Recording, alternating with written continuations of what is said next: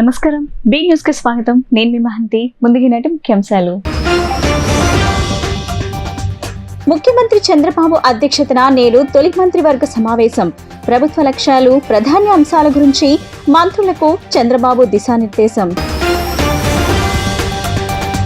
తెలుగు చలనచిత్ర పరిశ్రమ ఎదుర్కొంటున్న సమస్యలపై ఉప ముఖ్యమంత్రి పవన్ కళ్యాణ్ తో చర్చించేందుకు సిద్ధమైన సినీ నిర్మాతలు. విజయవాడకు తరలి వస్తున్న సినీ నిర్మాతలు. పవన్ తో భేటీ కానున్న సినీ నిర్మాతలు.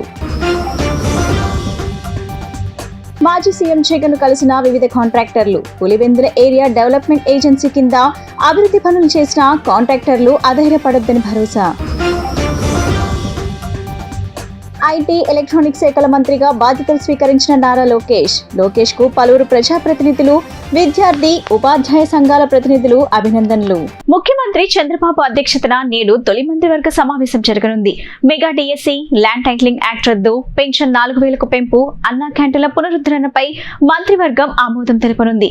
అదేవిధంగా ప్రభుత్వ లక్ష్యాలు, ప్రాధాన్య అంశాల గురించి మంత్రులకు చంద్రబాబు దిశానిర్దేశం చేయనున్నారు.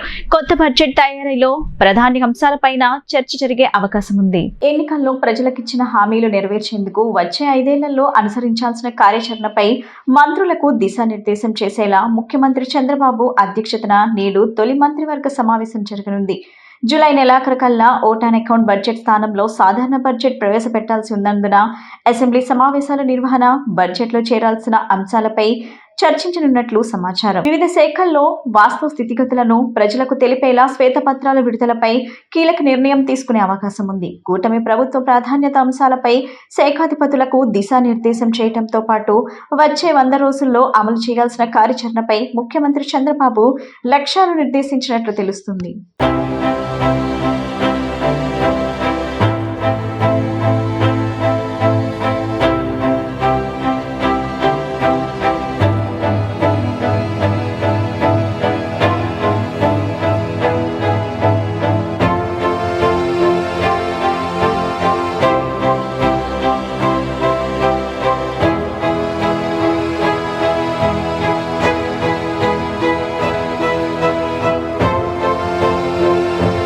చలనచిత్ర పరిశ్రమ ఎదుర్కొంటున్న సమస్యలపై ఉప ముఖ్యమంత్రి పవన్ కళ్యాణ్ తో చర్చించేందుకు సినీ నిర్మాతలు సిద్ధమయ్యారు. విజయవాడలోని క్యాంపు కార్యాలయంలో సోమవారం మధ్యాహ్నం డిప్యూటీ సీఎం పవన్ తో సినీ నిర్మాతలు ప్రత్యేకంగా భేటీ కానున్నారు. తెలుగు చలనచిత్ర పరిశ్రమ ఎదుర్కొంటున్న సమస్యలపై ఉప ముఖ్యమంత్రి పవన్ కళ్యాణ్ తో చర్చించేందుకు సినీ నిర్మాతలు సిద్ధమయ్యారు. విజయవాడలోని క్యాంపు కార్యాలయంలో సోమవారం మధ్యాహ్నం డిప్యూటీ సీఎం పవన్ తో సినీ నిర్మాతలు ప్రత్యేకంగా భేటీ కానున్నారు. తెలుగు ఫిల్మ్ ఛాంబర్ అధ్యక్షుడు దిల్ రాజు, నిర్మాత మండలి అధ్యక్షుడు దామోదర్ ప్రసాద్ తో పాటు అశ్విని దత్, చిన్నబాబు, నవీన్ రవిశంకర్, నాగవంశీ, విశ్వప్రసాద్, భోగవల్లి ప్రసాద్, డివివి దానయ్యలు పవన్ కళ్యాణ్ ను కలవనున్నారు. కొత్తగా ఏర్పాటైన కూటమి ప్రభుత్వానికి నిర్మాతలు అభినందనలు తెలపనున్నారు. గత ప్రభుత్వంలో సినీ పరిశ్రమ ఎదుర్కొన్న సమస్యలు, టికెట్ ధరల వెసులుబాటు, థియేటర్ల సమస్యలపై పవన్ తో చర్చించనున్నారు.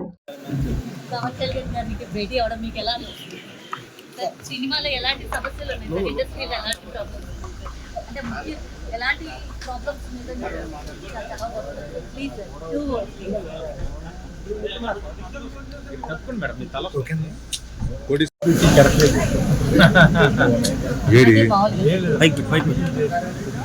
కొంచెం పైకి రా.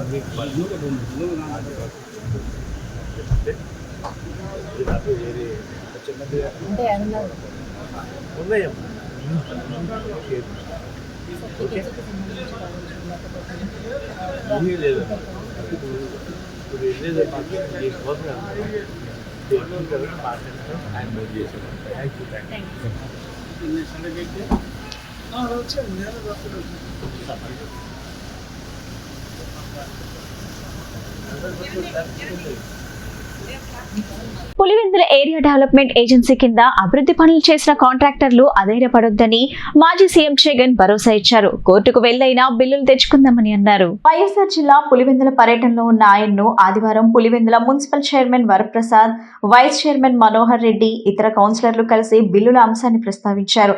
నీరు చెట్టు కింద పనిచేసిన టీడీపీ నాయకులకు 250 కోట్ల మేర బిల్లులను వైసీపీ ప్రభుత్వ హయాంలో చెల్లించినట్లు జగన్ గుర్తు చేశారు. వైసీపీ పాలనలో 4.5 ఏళ్లు ఎలాంటి ఇబ్బందులు లేకుండా బిల్లులు చెల్లించామని ఆయన తెలిపారు. కాంట్రాక్టర్లు కాస్త ఓపిక పట్టాలని సూచించారు. వైసీపీ హయాంలో చేసిన పనులకు బిల్లులు చెల్లించకపోతే కోర్టుకెళ్లైనా బిల్లులు తెచ్చుకుందామని అన్నారు. మరోవైపు ఆదివారం జగన్ను కలిసేందుకు క్యాంపు కార్యాలయానికి తరలివచ్చిన కార్యకర్తలు అభిమానుల మధ్య తోపులాట జరగడంతో పోలీసులు రంగంలోకి దిగి లాఠీ చార్జ్ చేయాల్సి వచ్చింది. ఈ క్రమంలో కార్యాలయాల అద్దాలు పగిలి ఓ కార్యకర్తకు గాయాలయ్యాయి. క్యాంపు కార్యాలయానికి పోలీసులు పటిష్ట బందోబస్తు ఏర్పాటు చేశారు. పులివెందుల కడప డీఎస్సీలు వినోద్ కుమార్, రవికుమార్, రమాకాంత్ ఆధ్వర్యంలో 9 మంది సీఐలు, 7 ఎస్ఐలు, 130 మంది పోలీసులు బందోబస్తులో పాల్గొన్నారు. రాష్ట్ర మానవ వనరులు, ఐటీ, ఎలక్ట్రానిక్స్ శాఖల మంత్రిగా నారా లోకేష్ బాధ్యతలు స్వీకరించారు.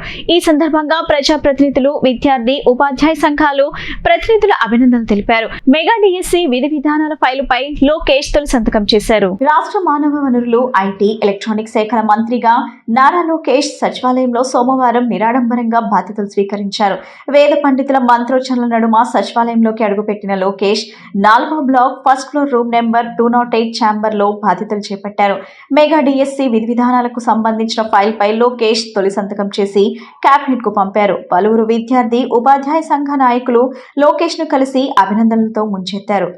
బాధ్యతల స్వీకరణ సందర్భంగా మంత్రులు గుమ్మడి సంధ్యారాణి, టీజీ భరత్, మాజీ ఎంపీ గల్లా జయదేవ్, శాసనసభ్యులు పల్లా శ్రీనివాసరావు, బోండామ మహేశ్వరరావు, భాష్యం ప్రవీణ్, నక్కా ఆనందబాబు, ఎమ్మెల్సీలు పరుచూరి అశోక్ బాబు, మాజీ ఎమ్మెల్సీలు, పోలీస్ హౌసింగ్ కార్పొరేషన్ మాజీ చైర్మన్ నాగుల్ మీరా తదితరులు లోకేష్ ను కలిసి అభినందనలు తెలిపారు.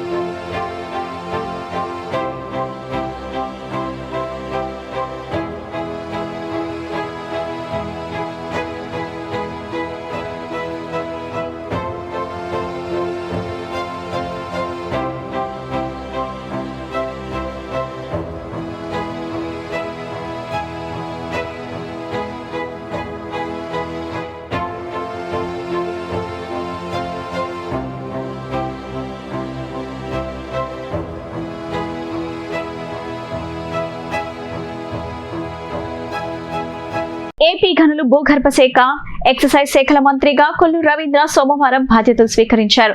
సెక్రటేరియట్ 3వ బ్లాక్ లో ఆయన తన ఛాంబర్ లో బాధ్యతలు స్వీకరించారు. అంతకుముందు మంత్రి తమ కుటుంబ సభ్యులతో కలిసి ప్రత్యేక పూజలు చేశారు. ఈ సందర్భంగా మంత్రికి గనుల శాఖ ప్రధాన కార్యదర్శి యువరాజ్, గనుల శాఖ డైరెక్టర్ ప్రవీణ్ కుమార్, ఎక్సైజ్ శాఖ అధికారులు అభినందనలు తెలిపారు. ఈరోజు చంద్రబాబు నాయుడు గారు ఆశీస్సులతో, అదేవిధంగా పవన్ కళ్యాణ్ గారు, నారా లోకేష్ గారు, ఇవాళ భారతీయ జనతా పార్టీ ఈ రాష్ట్రంలో ఒక స్వచ్ఛమైన పరిపాలన అందించాలని ప్రజల ఆకాంక్ష మేరకు ఈరోజు పరిపాలన కార్యక్రమాలు చేసుకోవడంలో, అలాగే మంత్రిగా మరి ఎక్సైజ్ మరియు మైనింగ్ శాఖకి అతి కీలకమైనటువంటి శాఖలకి మరి నాకు అవకాశం ఇవ్వడం, ఈరోజు సెక్రటేరియట్లో 3rd బ్లాక్లో 207 ఛాంబర్లో మరి విధులను తీసుకోవడం జరిగింది. ఇది చాలా బాధ్యతగా మేము భావిస్తా ఉన్నాం. ఈ రాష్ట్రంలో గత 5 సంవత్సరాలు ముఖ్యంగా అక్రమ మద్యం ద్వారా కానీ ఎక్సైజ్ డిపార్ట్మెంట్ మొత్తాన్ని కూడా భ్రష్టు పట్టించారు. విపరీతంగా ప్రజల మాన ప్రాణాలతో చెలగాటమాడారు. ఇవాళ అతి కీలకమైనటువంటి ఈ డిపార్ట్మెంట్ ద్వారా అంతా టోటల్ అస్తవ్యస్తం చేశారు. మొత్తం ఈ వాళ్ళ స్వార్థ ప్రయోజనాల కోసం మొత్తం వ్యవస్థనే భ్రష్టు పట్టించారు. టోటల్ డిపార్ట్మెంట్నే నిర్వీర్యం చేశారు. ఇవాళ తిరిగి మళ్ళీ జవసత్యాలు ఈ డిపార్ట్మెంట్కి ఇచ్చి ప్రజల మాన ప్రాణాలు కాపాడాలా, ఏదైతే జరుగుతున్నటువంటి అక్రమాలని, గతంలో జరిగినటువంటి అక్రమాలు కూడా ఖచ్చితంగా బయటికి తీయాల్సిన అవసరం ఉంది. దాంట్లో బాధ్యులైనటువంటి వ్యక్తుల మీద కూడా మరి ఖచ్చితంగా చట్టపరంగా చర్యలు తీసుకోవాల్సినటువంటి పరిస్థితి ఉంటుంది. అలాగే మైనింగ్ కూడా ఇవాళ ఎక్కడ చూసినా ఇసుక దోపిడీ, టోటల్ ఏదైతే ఖనిజ సంపద ఉందో, ఆంధ్ర రాష్ట్రంలో అద్భుతమైనటువంటి ఖనిజ సంపద ఉంది. ఈ ఖనిజ సంపద ప్రజా అవసరాల కోసం ఉపయోగించుకోవాలా, ఆ వచ్చినటువంటి ఆదాయాన్ని ప్రభుత్వానికి జమ చేసుకోవాల్సినటువంటి పరిస్థితి ఉంటే సొంత ఖాతాలకి మళ్లించుకున్నారు. చాలామంది న్యాయబద్ధంగా చేసినటువంటి వ్యాపారస్తులు ఈ రాష్ట్రం నుంచి తరిమేశారు.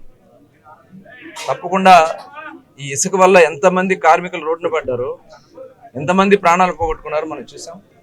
ఖచ్చితంగా మైనింగ్ను కూడా ప్రక్షాళన చేయాల్సినటువంటి అవసరం ఉంది. టోటల్ 2 డిపార్ట్మెంట్స్ను కూడా పూర్తి స్థాయిలో ప్రక్షాళన చేసి త్వరలోనే ఒక బెస్ట్ పాలసీ ఎక్సైజ్లో కానీ, ఎందుకంటే గతంలో మరి ఎక్సైజ్ మినిస్టర్గా కూడా నేను చేసినటువంటి అనుభవం ఉంది.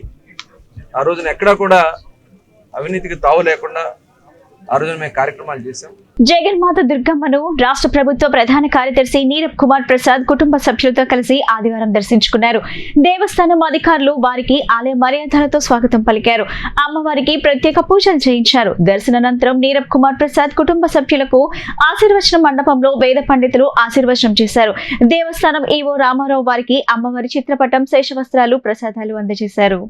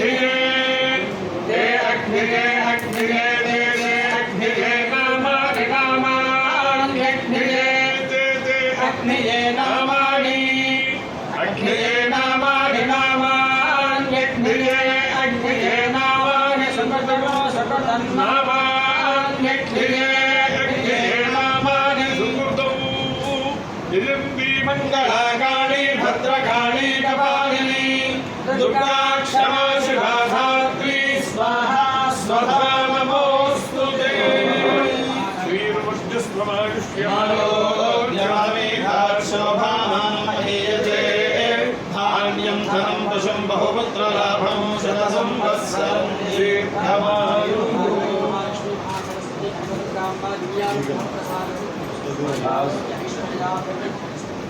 సమస్త సన్మంగళాని భవంతు పునర్దర్శన ప్రాప్తి.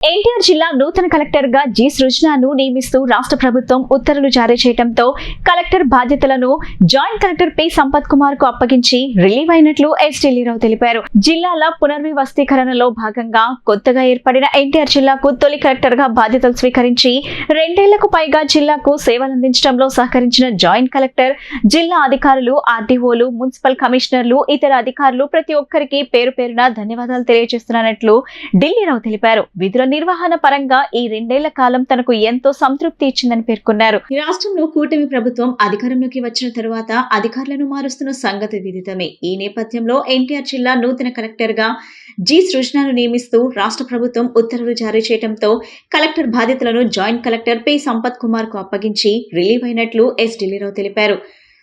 భౌగోళికంగా, సామాజికంగా, ఆర్థికంగా కీలక ప్రాంతమైన ఎన్టీఆర్ జిల్లాకు తొలి కలెక్టర్ గా చేరిన దగ్గర నుంచి ఢిల్లీరావు తమదైన శైలిలో పనిచేస్తూ అనతి కాలంలోనే ప్రజా కలెక్టర్ గా గుర్తింపు సాధించారు. ప్రజా సమస్యల పరిష్కారంలో ఎప్పుడు ముందుండేవారు. తమ సమస్యను చెప్పుకునేందుకు ఎవరు ఎప్పుడు వచ్చినా చిరునవ్వుతో పలకరించి సావధానంగా విని అప్పటికప్పుడు పరిష్కారానికి సంబంధిత అధికారులకు మార్గనిర్దేశం చేసేవారు.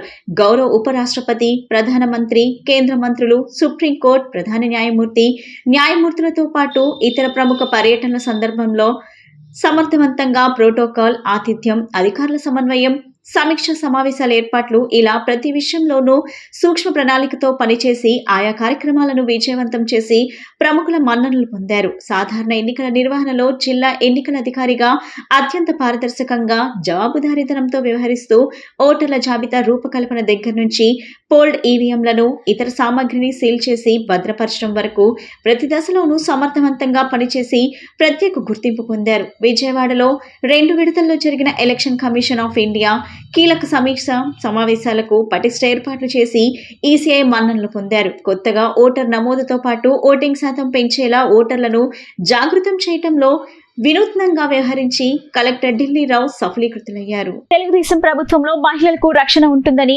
మహిళలకు అన్యాయం జరిగితే తగిన విధంగా చర్యలు ఉంటాయని మరోసారి రుజువైందని టీడీపీ రాష్ట్ర తెలుగు మహిళా ఉపాధ్యక్షురాలు షేక్ ఆసా స్పష్టం చేశారు. బాపట్ల వద్ద జరిగిన మహిళా అత్యాచారం, హత్య ఘటనను 36 గంటల్లోనే ఛేదించి నిందితులను పట్టుకున్నారని తెలిపారు. ఈ విషయమై గణపతిరావు రోడ్లోని ఫతఫుల్లా కార్యాలయంలో మీడియా సమావేశం నిర్వహించారు. ఈ సమావేశంలో ఆమె మాట్లాడుతూ గత ప్రభుత్వంలో మహిళలకు రక్షణ లేదని, మహిళలపై జరిగిన అత్యాచారాలకు గాని, హత్యలకు గాని అప్పటి ప్రభుత్వం స్పందించలేదని, వాటి మీద కూడా రాజకీయాలు చేశారని షేక్ ఆసా తెలిపారు. బాపట్ల అత్యాచార ఘటనలో నిందితులు గంజాయి మత్తులో ఉన్నట్లు గుర్తించారని, ఆంధ్రప్రదేశ్ ను గంజాయి ఆంధ్రప్రదేశ్ గా మార్చిన ఘనత జగన్ ప్రభుత్వానికి దక్కుతుందని ఆమె ఎద్దేవా చేశారు. ముఖ్యమంత్రి చంద్రబాబు నాయుడు ఆదేశాల మేరకు హోంమంత్రి వంగల్పూడి అనిత క్షేత్రస్థాయిలో పరిశీలన చేశారని, 36 గంటల్లో నిందితులను పట్టుకున్నారని, బాధితులకు ప్రభుత్వం తరపున 10 లక్షల నష్టపరిహారాన్ని కూడా చెల్లించారని ఆమె వివరించారు. తెలుగుదేశం ప్రభుత్వంలో మహిళలకు పూర్తిగా రక్షణ ఉంటుందని తెలిపారు. రాష్ట్రంలో గంజాయి తాగేవారిని వదిలిపెట్టే ప్రసక్తే లేదని, తెలుగుదేశం ప్రభుత్వం ప్రజలకు సుభిక్షమైన, శాంతియుతమైన పాలన అందించడమే లక్ష్యంగా పనిచేస్తుందని వివరించారు. ఈ కార్యక్రమంలో పార్లమెంట్ ఆర్గనైజింగ్ సెక్రటరీ బంకా నాగమణి, రాష్ట్ర మహిళా కార్యనిర్వాహక కార్యదర్శి తుపాకుల రమణమ్మ, పార్లమెంట్ అధికార ప్రతినిధి కొల్లి శారద, ఎన్టీఆర్ జిల్లా తెలుగు మహిళా కార్యనిర్వహణ కార్యదర్శి మోవా విజయశ్రీ, షేక్ నసీమా, సయ్యద్ హసీనా, ఎండి ఖైరునిసా తదితరులు పాల్గొన్నారు. అందరికీ నమస్కారం. ఇవాళ ప్రెస్ మీట్ పెట్టడం నిజంగా చాలా గర్వంగా ఉంది. తెలుగుదేశం గవర్నమెంట్ వచ్చి 10 రోజులు కూడా అవ్వలేదు. దురదృష్టం శాతం ఏంటంటే నిన్న 36 గంటల క్రితం ఒక మహిళ ఆ చెట్ల పొదలో బయటికి వెళ్తే ముగ్గురు ఆ అమ్మాయికి హత్యాచారం చేసి చంపడం జరిగింది. కానీ గత ప్రభుత్వంలో గంజాయి మొక్కలు చాలామంది ఉన్నారు. గంజాయి సప్లై చేసిన ప్రభుత్వం, డ్రగ్స్ సప్లై చేసిన ప్రభుత్వం ఆ గంజాయి నుంచి వీళ్ళకి ఇంకా బయటికి తీయాలంటే 4-5 రోజులు పట్టింది. అట్లాంటిది ఆ నిషాలో ఉండి ఆ మహిళకి మరి ఈ ముగ్గురు కలిసి హత్యాచారం చేసి చంపడం జరిగింది. తెలిసిన సెకండ్లో మరి వంగలపూడి అనిత గారు రాష్ట్ర హోంమంత్రి అయిన తర్వాత వెంటనే ఆ అమ్మాయికి అరగంటలోనే వాళ్ళ కుటుంబానికి స్పందించి బాబు గారు ఉటావుటిగా మీరు వెంటనే వెళ్ళిపోవాలి అక్కడికి చెప్పంగానే ఆమె వెళ్ళటం జరిగింది. 48 గంటల్లో పట్టుకోండి అంటే పోలీస్ యంత్రాంగం నిజంగా 36 గంటల్లో నా నిందితుల్ని పట్టుకొని శిక్ష చేశారు.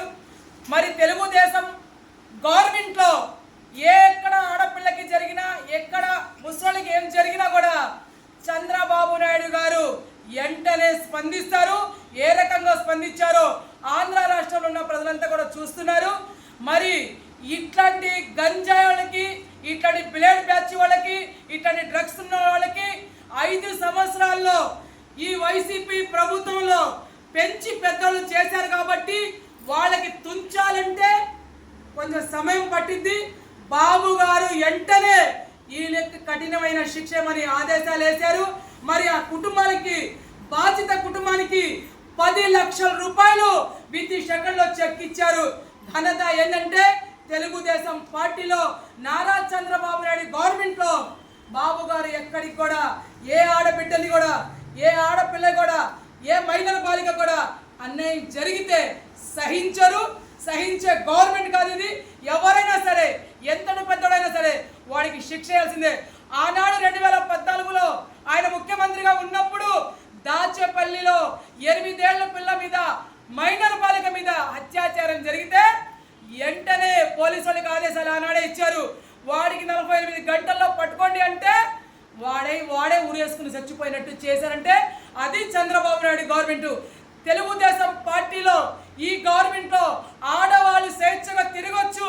ఎందుకంటే మా వెనక, మా ముందు మా నాయకుడు, వెనక యువ నాయకుడు నారా లోకేష్ గారు ఉన్నారు, మా ముందు నారా చంద్రబాబు నాయుడు గారు ఉన్నారు. ఇవాళ ఒక హోంమంత్రిగా, రాష్ట్ర మహిళా అధ్యక్షురాలుగా ఆమె గత 4 సంవత్సరాల నుంచి మహిళలందరికీ కూడా ఏ రకంగా నడిపించారో ఆవిడ, అట్లానే ఇలా హోంమంత్రి బాధ్యత తీసుకున్న తర్వాత కూడా ఆ రకంగా మహిళల పక్షాన ఆమె మహిళా పక్ష పార్టీ తెలుగుదేశం పార్టీ అని నేను చెప్తున్నాను. ఒకటే హెచ్చరిస్తున్నాం, ఈ గంజాయి వాళ్ళకి, ఈ బ్లేడ్ బ్యాచ్ వాళ్ళకి, ఈ సైకోలందరికీ కూడా మీరు ఆ గవర్నమెంట్లో నడిచినట్టు తెలుగుదేశం గవర్నమెంట్లో నడవదు. ఏదైనా ఉంటే మీరు మానుకోండి, లేకపోతే 21 రోజుకే మీకు శిక్ష పడుతుంది, చూసుకోండి. దీన్ని తీవ్రంగా ఖండిస్తున్నాం మేము. అందరికీ నమస్కారం. మా తెలుగుదేశం ప్రభుత్వం అధికారంలోకి వచ్చింది 2 రోజుల క్రితం చీరాల ఈవురుపాలెంలో సుచరిత అనే అమ్మాయిని బహిర్భూమికి వెళ్తుండగా 3 దుండగులు గంజాయి మత్తులో ఆ అమ్మాయిని అత్యాచారం చేసి చంపేశారు. అది స్థానికులు చూశారు. వాళ్ళు వెళ్ళటం, తర్వాత వెళ్ళి మళ్ళీ బట్టలు మార్చుకొని మళ్ళీ ఏమీ తెలియనట్టు నటించారు. వచ్చి అక్కడ అమ్మాయి దగ్గర, యువతి దగ్గర, చనిపోయిన శవం దగ్గర ఏమీ తెలియనట్టు. కానీ వెంటనే మా చంద్రబాబు నాయుడు గారు హోంమంత్రిగా ఉన్న అనిత గారిని వెంటనే స్పాట్కి వెళ్ళి కేసును డీల్ చేయమన్నారు. వితిన్ 36 గంటల్లో నిందితుల్ని శ్రీకాంత్ అనేవాడు మెయిన్ ముద్దాయి, వాడి ఫోన్ ద్వారా వీళ్ళు ఒక లాడ్జ్లో ఉన్నారు, వాడి ఫోన్ ద్వారా లాగేశారు మొత్తాన్ని. అంటే తెలుగుదేశం ప్రభుత్వంలో మహిళలకి ఏదైనా అన్యాయం జరిగితే వితిన్ సెకండ్స్లో, వితిన్ రోజుల్లో ఖచ్చితంగా వాళ్ళకి శిక్షలు పడతాయి. తెలుగుదేశం ప్రభుత్వం ఈ మధ్యకాలంలో మీరు చూస్తున్నారు కన్న తండ్రి దగ్గర కూడా సేఫ్టీ ఉండట్లేదు ఆడపిల్లలు. కేరళ రాష్ట్రంలో ఘోర విషాదం చోటు చేసుకుంది. ఓ ఏనుగు మావటివాడిని తొక్కి చంపేసింది. ఈ సంఘటన గురువారం రోజున కేరళలోని కలర్లో ఉన్న సఫారీ కేంద్రంలో జరిగింది. అయితే ఈ ఘటన కాస్త ఆలస్యంలోకి వెలుగులోకి వచ్చింది. కేరళ రాష్ట్రంలో ఓ ఏనుగు మావటివాడిని తొక్కి చంపేసిన ఘటన వైరల్ అయ్యింది. కేరళకు చెందిన బాలకృష్ణ అనే 62 సంవత్సరాల వ్యక్తి నీలేశ్వరంకు చెందిన వాసి. అయితే అతను గురువారం రోజున సాయంత్రం 7 గంటల సమయంలో ఏనుగుకు ఆహారం పెట్టాడు. అయితే ఎప్పటిలాగా ఆహారం తినకుండా అతనిపై దాడి చేసింది ఆ ఏనుగు. అనంతరం బాలకృష్ణను తొక్కేసింది. అతడు మరణించే వరకు ఆ ఏనుగు తన పాదాలతో తొక్కి చంపేసింది. దీనికి సంబంధించిన వీడియో ఇప్పుడు సోషల్ మీడియాలో వైరల్ గా మారింది. ఈ వీడియోను చూసిన నెటిజన్స్ ఆ ఏనుగు అలా క్రూరంగా మారిందంటూ ఆశ్చర్యపోతున్నారు.